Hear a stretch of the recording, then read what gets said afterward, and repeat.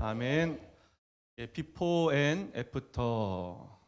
영어도 못하면서 제가 영어 제목을 한번 써봤습니다. 비포는 전이라는 뜻이고 애프터는 후라는 뜻으로 전과 후 이야기할 수 있겠습니다. 굳이 이렇게 영어를 쓴 것은 보통 우리가 비포 앤 애프터라는 말을 잘 사용하기 때문인데요. 우리 여러분 헬스 클럽 같은 데 앞에 가보신 적 있으세요? 그러면 이렇게 현수막 같은 게 걸려 있지 않습니까? 그래서 운동하기 전 내가 이렇게 나왔다가 운동하고 났더니 몸짱이 됐다, 이런 비포 앤 애프터를 좀 보신 적이 있으실 거예요. 여러분 어떠십니까? 전과 후가 다르십니까? 어떤 전과 후요? 예수님 믿기 전과 예수님 믿은 후가 다르시냐 이거예요. 네. 그래서 체육관에 헬스클럽에 있는 것처럼 비포 앤 애프터 차이가 있어야죠, 그렇죠? 비포 전이 사진 배가 이렇게 나온 사진인데 애프터도 배가 이렇게 나온 사진이면은 누가 그 헬스장에 가겠냐 이거예요, 그렇죠? 마찬가지입니다. 우리가 예수님 믿으면서 예수님 믿기 전과 후가 달라야 하고 성경 공부를 하기 전과 후가 달라야 하는 것입니다. 기도하기 전에는 근심과 걱정 가운데 있었으나 기도한 후에는 평안과 감사로 나아갈 수 있게 되는 것을 여러분 경험하셨잖아요, 그렇죠? 네, 전과 후가 다른 이야기를 오늘 좀 할 겁니다. 우리는 지금 에베소서를 하고 있습니다. 에베소에 보내는 편지인데요. 이 에베소는 현재 터키, 그러니까 튀르키예로 이름을 바뀌었죠. 튀르키예에 속한 에피수스, 지금 에피수스라고 부르는 도시인데 이 도시 이름으로 사도 바울이 에베소, 성경에는 에베소라고 표현하는데 이 에베소 교회에 보낸 편지입니다. 그런데 어느 곳에나 교회라는 건 사람이 모인 공동체잖아요, 그렇죠? 항상 문제가 있습니다. 그 중에서 몇 가지 문제가 있었는데 그 문제를 통하여서 예수님 믿기 전과 후, 예수님을 어설피 알기 전과 제대로 안 후의 삶이 어떻게 달라지는지를 함께 두 가지로 나누도록 하겠습니다. 첫 번째로 우리가 비포 앤 애프터 중에서 첫 번째로 예수님을 제대로 믿게 되면 어떤 변화가 일어납니까? 예수님으로부터 시작된 은혜를 누립니다. 첫 번째로 어떤 변화가 있다고요? 예수님으로부터 시작된 뭘 누린다고요? 은혜를 누린다 이거예요. 우리 11절 말씀 같이 한번 읽어볼게요.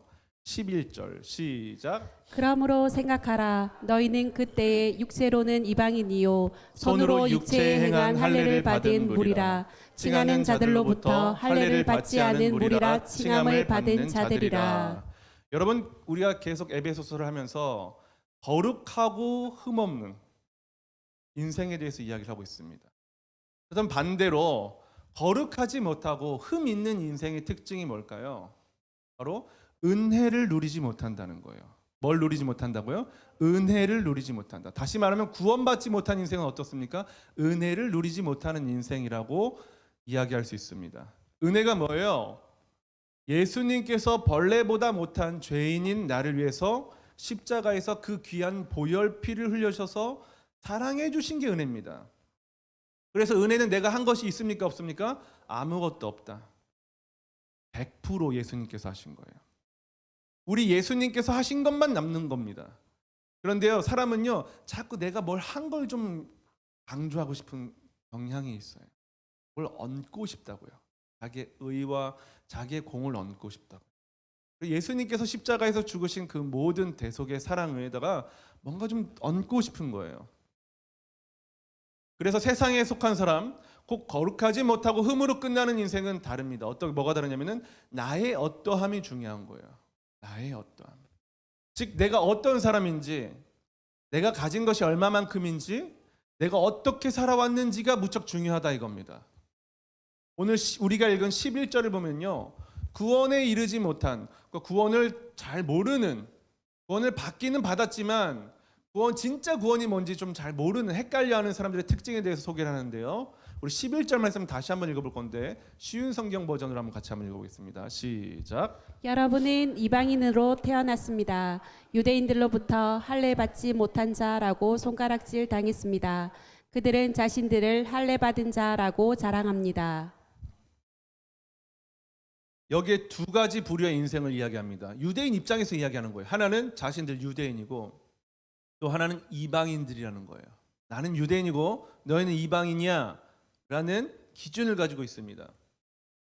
그런데 이 유대인들이 이방인을 어떻게 취급하고 있어요? 손가락질한다. 할례 받지 못한 자라고 손가락질한다는 거예요. 그리고 자신들은 할례 받은 자라고 자랑합니다. 여러분, 할례란 무엇이냐면은 유대인들이 특별히 남자아이가 태어난 지 8일 만에 이 남자아이의 성기 포피 끝을 잘라내는 행위를 이야기합니다. 지금으로 치면 포경 수술이라고 부르잖아요. 그렇죠? 이 유대인들에게 할례는 단순히 포피를 잘라내는 것 이상의 의미를 가지고 있는데 하나님과 하나님과의 백성으로서의 언약 관계로서의 의미를 가지고 있습니다. 중요한 의미를 가진 것은 맞습니다. 그런데 유대인들이 이것 가지고 할례 받은 것 가지고서 자기를 자랑했고 할례를 받지 않은 자들에게 뭐 했어요? 무시했다는 거예요. 나의 어떠함, 내가 무엇을 했는지를 가지고 자랑하기 시작하는 거죠. 그리고 그거를 가지고서 무기 삼아서 다른 사람을 비교하고 무시하는 겁니다. 여러분, 이게 은혜를 누리지 못하는 사람들의 특징이에요. 이것을 현대적인 용어로 말하자면요, 바로 우월감과 열등감입니다. 우월감은요, 남보다 내가 더 높다고 여기는 생각이나 감정을 우월감이라고 이야기하죠.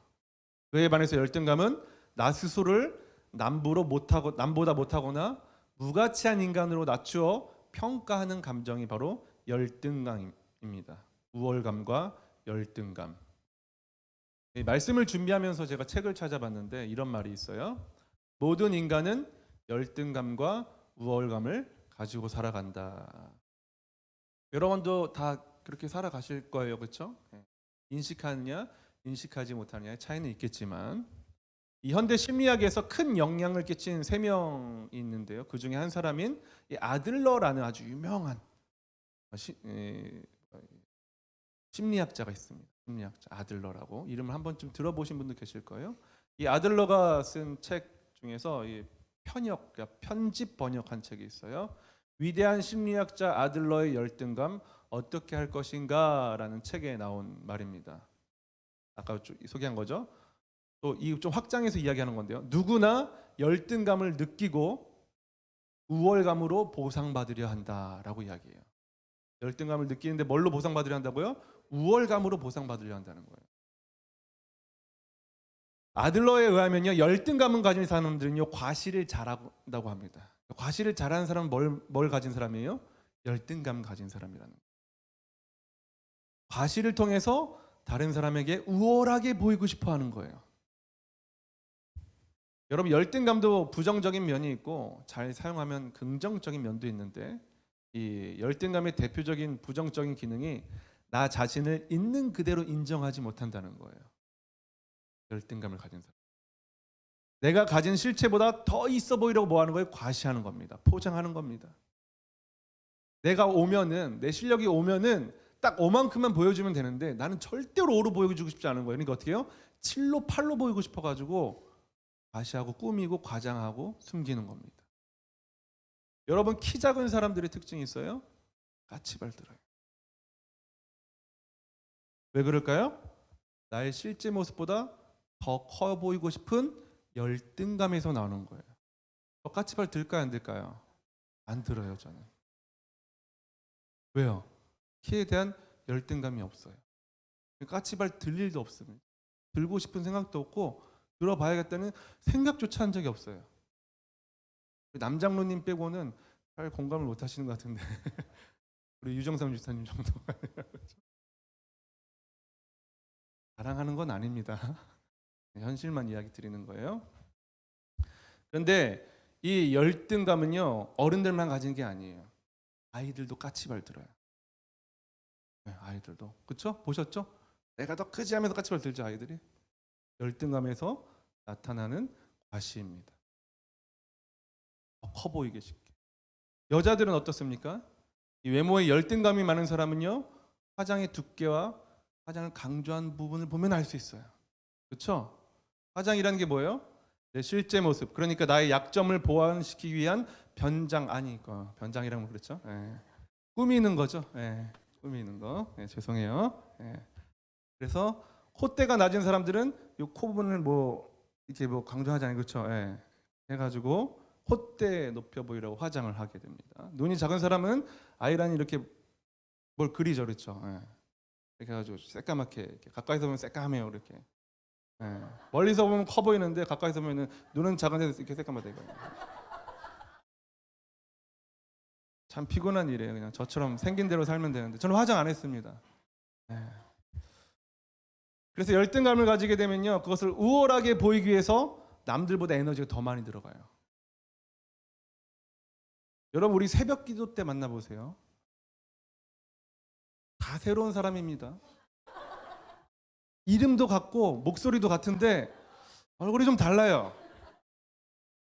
진실한 시간입니다. 우리가 다 새벽에 만나야지 진실할 수 있어요. 물론 우리나라에서는 화장을 좀 하는 게 예의라고 하니까 조금 경우가 좀 다를 수는 있겠지만, 예, 지금 여기 계신 분들 다른 분들 만날 수 있어요. 새벽에 만나면. 예. 여러분, 진짜로 은혜를 누리면 달라요. 진짜로 은혜를 누리면 달라요. 열등감과 우월감에서 자유할 수 있습니다. 왜 그럴까요? 다른 사람과의 비교를 통하여서 혹은 다른 사람의 눈을 통하여서 나의 존재를, 나의 가치를 확인하는 게 아니라요, 하나님을 통해서 나의 가치와 존재를 확인하기 때문에 다릅니다. 여러분, 내 가치, 내 몸값은 얼마일까요? 내 몸값 얼마냐고요? 지금 받는 월급에다가 곱하기 12 해가지고 연봉 계산하시면 안 돼요. 여러분, 내 몸값, 내 가치는요, 예수 그리스도께서 십자가에서 피 흘려 죽으신 것만큼의 가치입니다. 이걸 아는 사람과 알지 못하는 사람은 큰 차이가 있어요. 내 몸값은 누구의 몸값과 같아요? 예수님의 몸값과 똑같아요. 왜요? 예수님께서 내 생명을 그 몸값으로 바꾸셨거든요. 그렇기 때문에 똑같은 거예요. 그래서 예수님의 가치는 내 가치예요. 내 가치는 예수님의 가치예요. 예수님의 가치를 높게 생각하는 사람일수록 내 가치를 높게 생각할 수 있어요. 예수님의 가치를 하찮게 생각하는 사람은 내 가치가 하찮아질 수밖에 없어요. 여러분, 누구의 가치로 살아가십니까?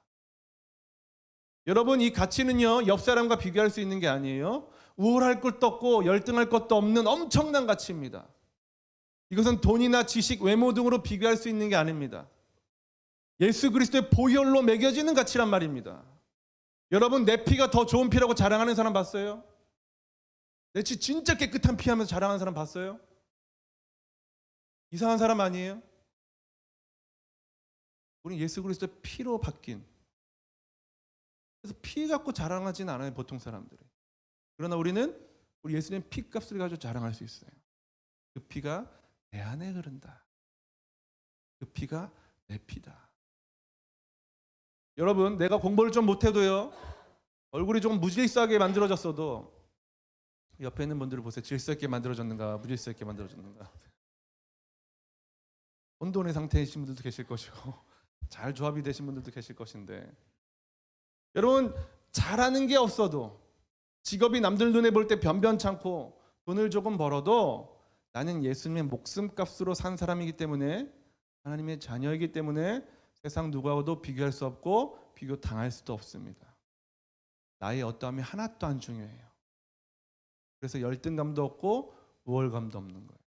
그래서 저는 열등감도 없고 우월감도 없어요. 조금씩 튀어나오긴 합니다. 근데 잘 없어요. 여러분, 제가 다른 교회 목사님들과 비교를 하면 어떻겠습니까? 제가 섬기고 있는 바로 그 교회보다 사람이 많이 모이고 큰 건물을 소유한 목사님을 만나면은 뭐에 시달리겠어요? 제가 건강하지 못하면은 열등감에 시달리는 거예요. 그리고 제가 섬기고 있는 우리 교회보다 사람이 적게 보이고 건물이 작은 예배당을 가진 목사님 보고서 뭘 느끼겠습니까? 우월감을 느끼겠죠. 그러나 저는 어떤 목사님을 만나도 우월감이나 열등감을 느껴본 적이 없어요. 왜요? 이거 내가 한 게 아니거든요. 내가 한 게 아니기 때문에 자랑할 것도 없고 부끄러울 것도 없고, 그 목사님들이 한 것도 자랑할 것도 없고 부끄러울 것도 없는 거예요. 그냥 불러서 여기 있는 거거든요. 저는 예수님의 사랑받는 죄인일 뿐입니다. 그냥 사랑받는 뭐라고요? 죄인이다. 죄인이 사랑받으면 얼마나 기쁩니까? 내가 의로워서 사랑받으면 당연한 거지만 죄인인데 사랑받으면 얼마나 다 기쁘냐고요. 네. 어제 식당이 또 이런 얘기하면 안 되겠는데 식당에 잠깐 이렇게 들어가는데 뭐 팍 하고 지나가더라고요. 쥐가 나오는 식당에 그 교회에 있어도 저는 우리 교회를 자랑스러워하고 사랑하고 행복하다 이겁니다. 왜요? 죄인이니까요. 죄인의 집에 쥐 나오는 게 뭐가 문제입니까? 내 몸에 올라와도 그러면 안 되겠지만 그래도 이상할 거 없다 이거예요. 죄인이니까. 여러분, 예수님으로부터 시작된 은혜를 누리게 되면요, 전과 후가 다릅니다. 예수님 믿기 전에는 나의 어떠함으로 살아가요. 그런데요, 믿고 나면 어떻게 됩니까? 예수님의 어떠함으로 살아갑니다. 예수님의 은혜로 살아간다 이거예요. 여러분, 지금 나의 어떠함으로 살고 계십니까? 아니면 예수님의 은혜로 살아가십니까? 오직 나의 주인님이신 예수님으로부터 시작된 은혜만 중요한 거예요. 우리 삶에서 이 은혜를 많이 누리시기를 예수님의 이름으로 축복합니다. 그런가 하면 두 번째로, 구원받은 인생, 곧 거룩하고 흠이 없는 인생으로 나아가는 자들이 누리는 두 번째 축복은 무엇인가? 두 번째는 예수님으로부터 시작된 함께를 누립니다. 뭘 누린다고요? 함께를 누리는 거예요. 16절 말씀 같이 한번 읽어볼게요. 16절 시작. 또 십자가로 이 둘을 한 몸으로 하나님과 화목하게 하려 하심이라.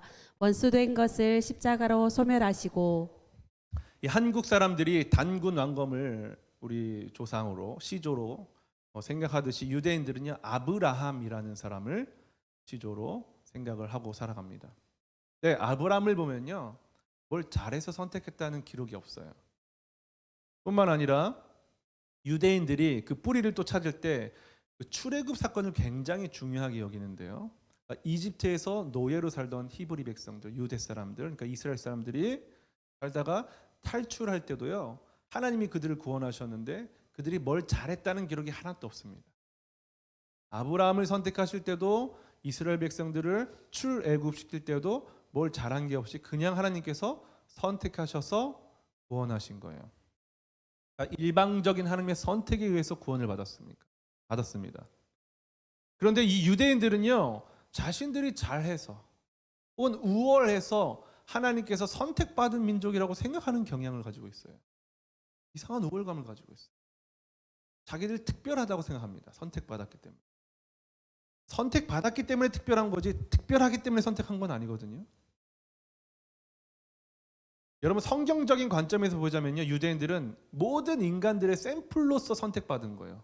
샘플 아시죠? 네. 샘플은 특별한 거 아닙니다. 그렇죠? 화장품 가게 요만한 뭐 요즘도 줍니까 그런 거? 요만한 작은 병에 담겨져 있는 거? 샘플 뭐예요? 큰 병에 담겨져 있는 거 조금 덜어내가지고 담은 게 샘플이잖아요. 그렇죠? 더 좋은 걸 쓰는 게 아닙니다. 모든 인간들의 샘플이에요. 그런데 어떤 성격의 샘플일까요? 여러분, 구약 성경을 보면요, 유대인의 역사라고 할 수 있어요. 유대인의 역사. 그렇다면 그렇게 자신들이 특별하고 우월하다고 믿는 이 유대인의 역사가 기록된 구약 성경을 보면요, 그들을 보고서 위대하고 특별하다고 이야기할 수 있을까요? 전혀 그렇지 않습니다. 유대인의 역사는 한마디로 말하면 무슨 역사냐면 죄의 역사입니다. 죄의 역사. 끊임없이 쉬지 않고 일어나는 죄의 역사입니다. 이방인이나 유대인이나 할 것 없이 똑같이 하나님의 마음을 아프게 할 뿐이에요.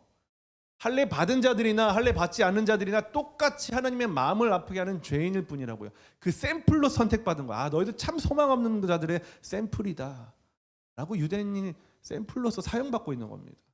그러니까 자기들이 우월할 게 있겠어요, 없겠어요? 없죠. 특별할 게 있습니까? 없어요. 똑같아요. 소망이 하나도 없습니다. 그런데 지금 이 잘난 유대인들이 어찌어찌 하여서 복음을 전함을 통하여서 예수를 믿게 되어서 에베소 교회에 모인 거예요. 그래서 에베소 교회는 유대인인데 믿게 된 자, 이방인인데 믿게 된 자, 그러니까 그리스 사람이었는데 뭐 터키 사람이었는데 믿게 된 자들이 이렇게 모여 있었다고요. 근데 교회 안에서 이 유대인들이 나는 할례 받은 자라는 기준을 가지고서 당신은 할례 받지 않은 자라고 멸시하고 무시했던 겁니다. 편을 나눴어요, 편을.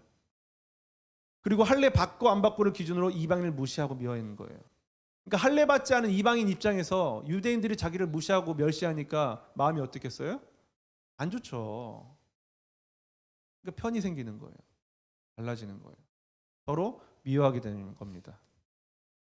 할례 받은 자들은 할례 받지 않은 자를 미워하고 할례 받지 않은 자들은 할례 받은 자를 미워하는 거예요. 그렇게 이 에베소 교회 안에 단단한 미움의 벽이 생겼습니다. 여러분 휴거라고 아세요? 휴거? 들어보셨어요? 두 가지 뜻이 있는데 첫 번째는 여러분이 알고 있는 종교적인 의미의 휴거가 있고 두 번째로는 줄임말로 휴거가 있어요. 뭔지 아세요? 여러분 휴먼시아 거지라고 들어보셨어요? 들어보셨어요? 소개해 드릴게요. 여기 우리 거제에는 휴먼시아가 없죠.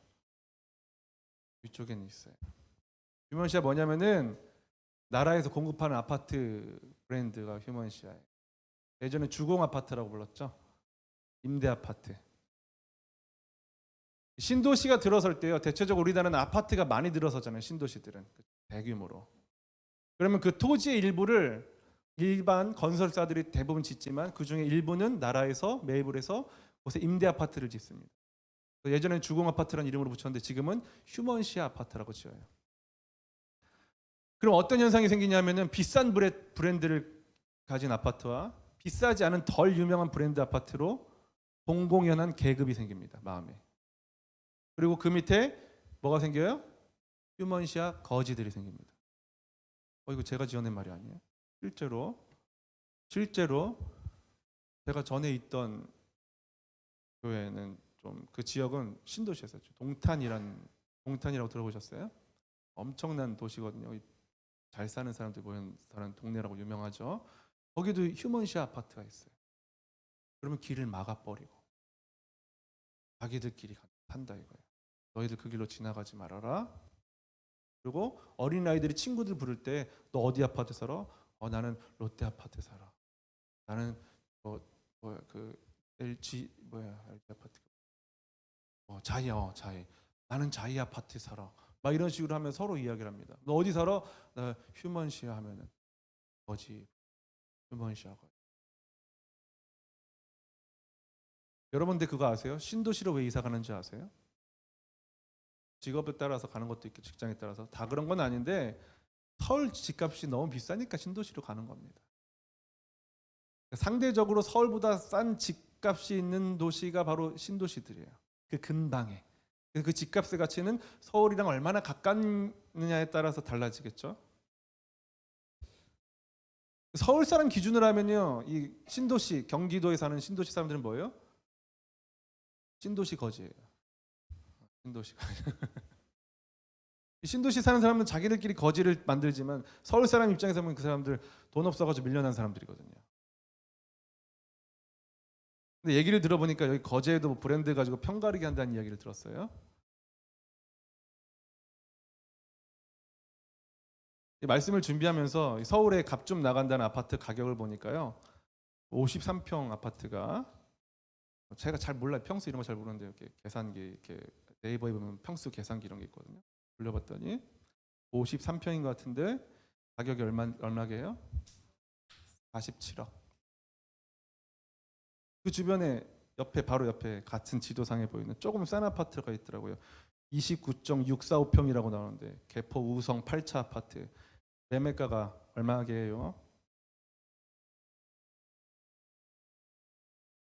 21억. 오래된 아파트입니다. 다 얼마 안 하죠? 다들 20억 이하 아파트 살면서 서울도 아닌 지방에서 급을 나누고, 그렇죠? 삼성 이재용 회장님께서 보면서 얼마나 서민들은 저렇게 급을 나누고 사는구나 하고 생각하지 않겠어요? 흥미롭게 볼 것 같아요. 자기의 어떠함으로 인해서 그걸 기준으로 두고서 자꾸 뭘 나눠갑니다. 사람들이 편을 나누고요, 미워하고 무시하는 일들을 한다 이거예요. 여러분, 교회가 하나 되는 일은요 쉬운 일이 아니에요. 왜냐하면 달라도 너무 다른 사람들이 모여 있기 때문입니다. 성격도 다르고요, 생각도 다르고요, 경험도 다르고 기준도 너무 많습니다. 부부가 서로 사랑해서 결혼해도요, 마음이 안 맞기 마련인데요. 사랑하지도 않는 사람들끼리 모여가지고 있으니까 당연히 마음 맞기가 쉽지 않죠. 각자의 기준이 너무 많다고요. 그래서 제가 김장 못하게 하잖아요. 우리에게는 원래 안 했다 하니까 감사하지만 제가 가는 교회마다 제가 영향력을 발휘할 수 있는 김장 못하게 합니다. 이 전라도 사람들이 만든 김치는 뭐 그걸 많이 넣어야 돼. 뭐 이렇게 생선 같은 걸 많이 넣어요. 젓갈을. 근데 또 경기도의 사람들은 또 달라요. 또 충청도 사람들도 다르고 경상도 사람들도 다 달라요. 그러니까 그때마다 싸우는 거예요. 아유, 배추를 1시간 절여야지, 뭐 2시간 절여야지, 3시간 절여야지, 4시간 절여야지. 속을 왜 이렇게 묻혔냐 이러면서 싸운다니까요. 달라요. 달라도 너무 달라요. 김치 하나 만드는 것도 안 맞아요. 유대인들도 자기 기준과 율법이 많았어요. 그러니까 이방인들이 안 맞았어요. 이방인들 입장에서 볼 때는요, 유대인들 율법이 너무 많아요. 기준이 안 맞아요. 너무 안 맞아요. 서로 미워하는 거예요. 그래서 하나의 기준이 필요했습니다. 절대적 하나의 기준, 그게 바로 뭐예요? 예수 그리스도십니다. 그게 바로 십자가예요. 16절 말씀을 우리 쉬운 성경 버전을 한번 같이 읽어볼게요. 16절 말씀을 시작. 예수 그리스도는 십자가에 달려 죽으심으로 유대인과 이방인 사이에 가로막힌 미움의 벽을 허물어뜨리셨습니다. 이 둘을 하나가 되게 함으로써 이 둘 모두 하나님과 화목하게 되기를 바라셨습니다. 우리가 예수님을 알기는 알지만 제대로 알기 전 어떻습니까? 내가 내 기준이 되어서 내 기준을 내세웁니다. 관계를 맺을 때요, 내 기준으로 이 사람 내 마음에 드는 사람, 안 드는 사람, 내 취향과 일치하는 사람, 일치하지 않는 사람으로 만든다고요. 첫인상이 딱 마음에 들어와야지 딱 이 사람하고 마음이 통하고 이야기하고 관계 맺을 수 있는 거예요. 그러나 예수님을 내 마음의 주인으로 모신 후는 어떻게 바뀝니까? 우리에게 어떤 일이 생겨요? 예수님의 십자가가 기준이 됩니다. 너와 나 사이에 뭐가 있는 거예요? 십자가가 있는 거예요. 그러면은 미움의 벽이 허물어지고 둘이 하나가 되는 뭐가 되는 거예요? 함께가 가능해집니다. 함께를 누릴 수 있어요. 그런데 그 함께를 누리는 저와 여러분의 상태가 어떤지 아세요? 함께를 누리는 것까지는 좋은데 그 지금의 우리 상태가 어떤지 아냐 이거예요. 이걸 알아야 돼요. 이걸 알기 전과 후가 신앙생활의 재미가 아주 다릅니다. 여러분 신앙생활 재미있게 하셔야 돼요. 고통스럽고 힘들게 하지 말고 재미있게 하세요. 신앙생활은. 이걸 알아야지 우리를 향한 하나님의 계획을 알 수 있어요. 아주 재미있는 표현인데요. 우리 22절 말씀을 같이 한번 읽어볼게요. 22절 말씀 시작. 너희도 성령 안에서 하나님이 거하실 처소가 되기 위하여 그리스도 예수 안에서 함께 지어져 가느니라. 가느니라. 함께 지어져 간다는 거예요. 여기서 주목해야 할 말이 두 개가 있는데요. 하나는 하나님이 거하실 처소라는 말하고 하나는 함께 지어져 간다라는 말이에요. 바울은요, 할례로 인해 둘로 갈라진 사이를 회복하게 하신 예수 그리스도의 계획을요, 건축에 비유했습니다. 건축. 여러분 건물 세워져 가는 모습 보셨어요? 과정 보셨어요? 제가 2018년 정도에 여기 있었다가 이제 떠났는데 그때 고현 버스 터미널 앞에 있는 아파트들이 지금 뭐가 들어왔잖아요, 그렇죠? 세워지기 전이었어요. 그때는 이 공사 현장을 가리는 지저분한 울타리가 있었습니다. 울타리가 황 권사님 기억하시죠? 권사님 댁 앞에 보면은 뷰가 별로 안 좋았어요. 바다를 메우기 전이었습니다. 그래서 그 옆을 지나가면 더럽습니다. 그래서 제 인식은 그 앞은 지저분한 곳으로 인식되어 있었어요. 그래도 거제 중심이 고현동이잖아요. 아닌가요? 맞죠? 네, 터미널 있으면 중심이죠. 네. 고현 중심인데 지저분한 곳, 거제 중심은 지저분한 곳이라는 인식을 가지고 있었어요. 아주 신의 미관을 망가뜨렸다고요. 그런데 지금 와서 보니까 바다를 잘 메꿔가지고 아파트를 고층 아파트를 잘 지어놓고 도로도 깨끗하게 잘 깔아놨어요. 그러니까 제가 이 완성된 상태를 보니까 멋있고 잘 정리가 돼 있어서 보기가 좋았다는 거예요. 보기가 좋은 거예요. 그러면 그곳에 생긴 아파트와 도로를 완성하기 전에 한창 짓는 중에 가서 보면 그것이 예뻐 보입니까? 안 예뻐 보이죠. 먼지가 날리고 땅은 다 뭐 헤집어져 있고 공사하기 위한 건축 자재들이 나뒹굴고 쓰레기들이 막 여기저기 있고 예쁘게 보일 리가 없잖아요, 그렇죠? 그게 뭐예요? 지어져 가는 상태예요. 그게 뭐예요? 교회예요, 교회. 그게 저와 여러분이라고요. 지어져 가는 상태. 그러니까 우리는 완성을 향해 가는 거예요. 완성을 향해서. 거룩하고 흠이 없이 되는 그 상태를 향해서 가는 거라고요. 곧 완성될 거예요. 네, 아직은 아니에요. 여러분, 서로가 예뻐 보일 수도 있지만 예뻐 보이지 않을 수 있어요. 왜요? 완성하는 중이니까. 당연한 거예요. 여러분, 공사 중에 그 건물의 가치와 공사 중에 그 건물의 아름다움을 평가하는 사람은 어리석은 사람이에요. 그럼 옆에 보시라고요. 지금 평가하면 어리석인 거예요. 건축 중이라니까요. 여러분, 그런데 그 건물의 목적이 뭔지 아세요? 그 건물의 용도가 있지 않습니까? 에베소서 2장 22절에서 말하는 건물의 용도가 뭐라고 이야기하고 있어요? 하나님이 거하실 처소라는 거예요. 저와 여러분을 함께 잘 지어서 하나님이 거하실 처소로 만드시는 게 하나님의 계획이에요. 지금은 조금 별로일 수 있어요. 그런데 완성하실 거예요. 우리 하나님께서. 사랑하는 성도 여러분, 옆에 있는 지체를 한번 다시 돌아보십시오. 완성돼 보입니까? 건축 중이에요. 건축 중. 당신은 건축 중입니다.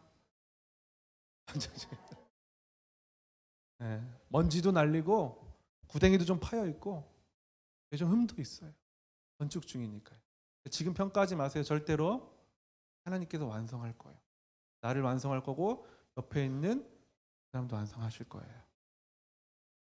그러니까 예뻐 보이지 않고 마음에 들지 않을 수 있습니다. 그러나 그런 너와 내가 만나서 성령 안에서 하나님께서 거하시는 처소가 되는 것입니다. 믿으십니까?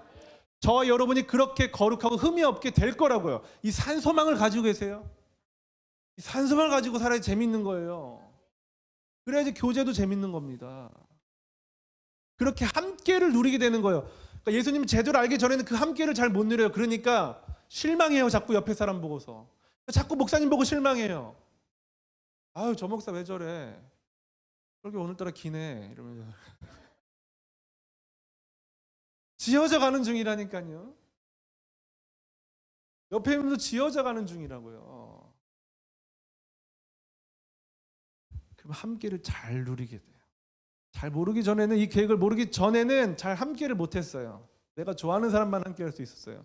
그러나 잘 알게 되면요, 그와 나 사이에 십자가가 탁 놓이게 되면요, 함께를 할 수 있어요. 그러니까 아무나 교제할 수 있어요. 마음에 들지 않아도요, 나를 좀 속상하게 하는 사람을 만나도요, 교제할 수 있어요. 지경이 넓어지는 거예요. 함께를 잘하는 사람이 성숙한 사람입니다. 신앙의 성숙함은요, 함께를 통해서 확인할 수 있어요. 기도 크게 하고요, 예배 잘 나오고 전도 많이 한다고 성숙한 거 아닙니다. 뭐가 성숙한 거라고요? 함께를 잘하는 사람이 성숙한 거예요. 성령의 열매는요, 함께를 통해서 확인할 수 있어요. 기도는 혼자 할 수 있어요. 전도도 그냥 열정 있고 좀 말 잘하는 사람들은 혼자 나가서 할 수 있어요. 그러나 함께는 쉽지 않아요. 함께하는 거 쉽지 않아요. 여러분, 저랑 함께 살면 피곤해요. 되게 피곤해요. 저 혼자 살게 하셨잖아요, 하나님께서 지금. 우리 아내에게 자유를 주기 위해서. 얼마나 행복해 보였는지 막 살도 찌고. 여보 잘 지내 이러면 아니 힘들어 이렇게 말할 줄 알았는데 계속 잘 지낸대요. 아 참. 네. 잘 지내니까 다행이긴 한데요. 그게 바로 저 불완전한 저와 여러분을 부르시는 완전한 하나님의 완전한 계획이에요. 우리는 불완전하니까 완전한 게 뭔지 몰라요. 그러니까 완전한 하나님의 계획을 알 수가 없어요. 그런데 바로 그런 저와 여러분, 부족한 저와 여러분을 통해서 지어져 가서 완성시키는 게 하나님의 완전한 계획입니다. 사랑하는 성도 여러분, 말씀 마치겠습니다. 오늘 이 말씀을 듣기 전과 후가 달라야 돼요. 예수님을 믿기 전과 후가 달라야 합니다. 예수님으로부터 시작된 은혜를 누리십시오. 나의 어떠함이 아닌, 너의 어떠함이 아닌 오직 예수 그리스도로부터 시작된 그 은혜를 풍성히 누림으로써 열등감과 우월감에 세월 낭비하지 마시고 죄인에서 의인으로 삼아주신 예수님의 사랑을 감사하며 살 수 있기를 바랍니다. 뿐만 아니라 비록 서로의 모습이 다르고 부족할지라도 십자가로 하나 되게 하신 예수님을 바라보면서 함께를 잘 누릴 수 있는 저와 여러분, 우리 바로 그 교회가 될 수 있기를 우리 주 예수 그리스도 이름으로 축복합니다. 우리 다 같이 자리에 일어나셔서 주는 완전합니다. 함께 찬양합니다.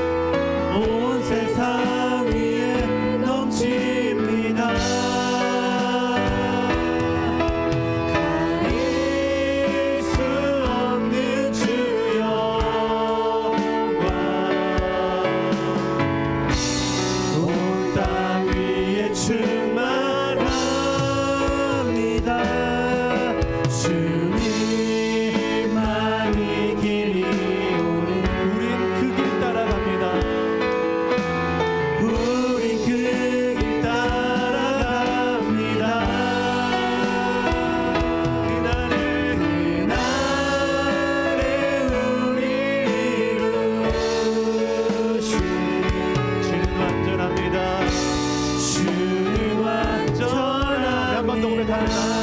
주여 우린 연약합니다. 주여 우린 연약합니다.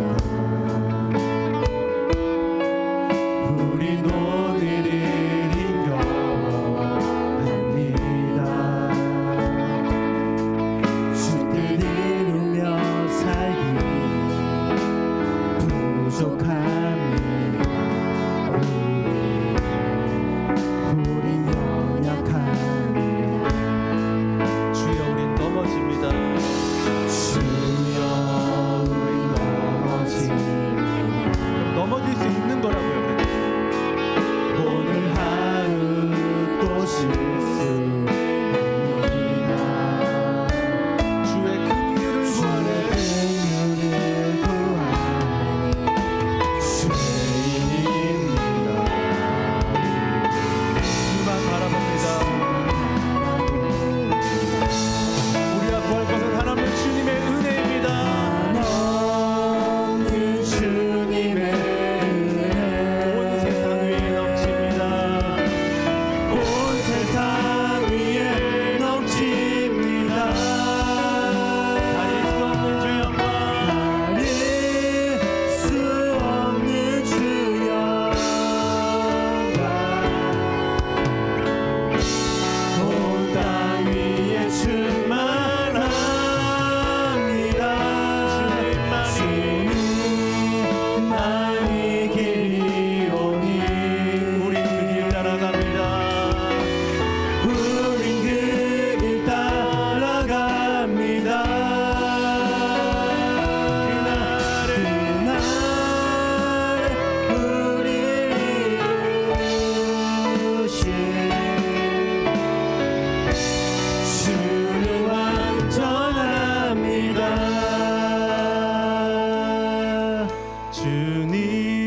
주님만이 길이오니 우린 그 길 따라갑니다.